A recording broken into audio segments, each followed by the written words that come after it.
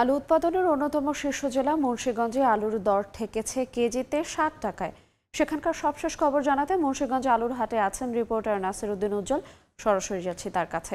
উজ্জ্বল, জেলার ৫৮টি হিমাগারে এখনো পর্যন্ত ২,৭১,০০০ মেট্রিক টন আলু মজুদ রয়েছে।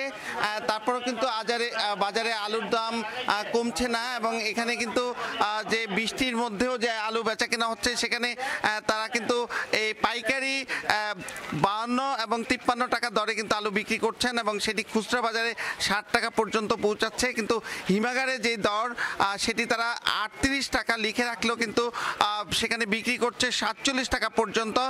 এখানে যারা পাইকারি বিক্রেতা রয়েছেন তারা বলছেন হিমাগারগুলো থেকে তারা আলু নিয়ে আসছেন এবং সেখানে কিন্তু ৪৭ টাকা কেজি দরে তাদেরকে কিনে নিয়ে আসতে হচ্ছে। তো আলুর বাজার মনিটরিংয়ের দায়িত্বে যারা রয়েছেন তারা কিন্তু বলছেন যে আলুর বাজার নিয়ন্ত্রণে তারা কাজ করছেন, কিন্তু বাস্তবে কিন্তু সেটি দেখা যাচ্ছে না। কারণ এখানে সবচেয়ে বেশি আলু উৎপাদন হয় যেসব এলাকাগুলোতে, সেখানে কিন্তু তারা বলছেন যে এই আলুর উৎপাদনের এলাকাতে যে এত দরে তারা আলু কিনতে হচ্ছে সেটি কিন্তু বিস্ময়কর এবং এই দেশের অস্থির পরিস্থিতিতেও কিন্তু আলুর দাম তারা বলছেন যে আশানুরূপ নয়।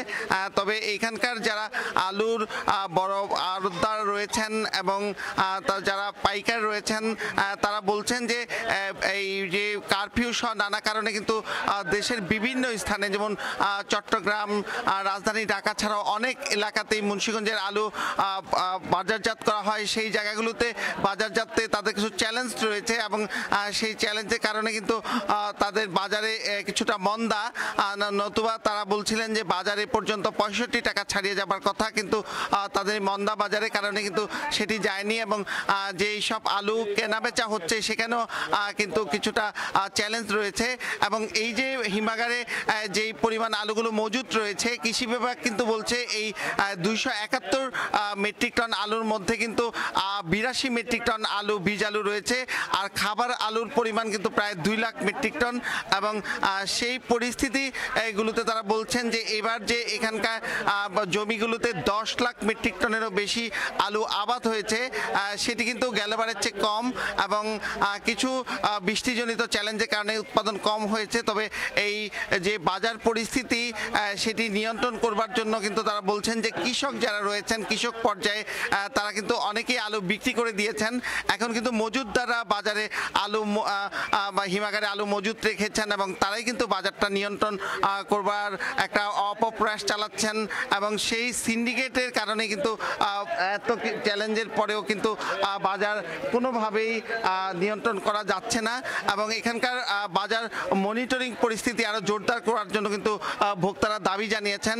তারা বলছেন যে সহনীয় একটি দামে আলু বিক্রি করার যে বিষয়টি সেটি নিশ্চিত করবার জন্য এবং এই যে বর্ষা মৌসুম চলছে, এখন বর্ষা মৌসুমে কিন্তু সব ধরনের শাকসবজি পাওয়া যাচ্ছে এবং এখানকার শাকসবজি কিন্তু রাজধানী সহ বিভিন্ন এলাকায় যাচ্ছে।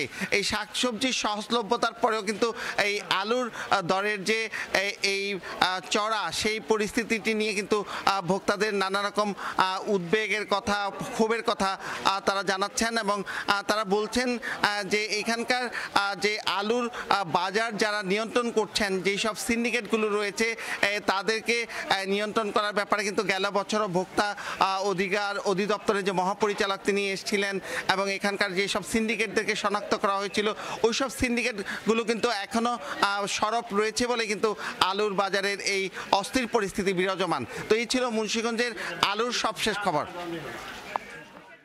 সরাসরি যুক্ত ছিলাম মুন্সিগঞ্জ থেকে।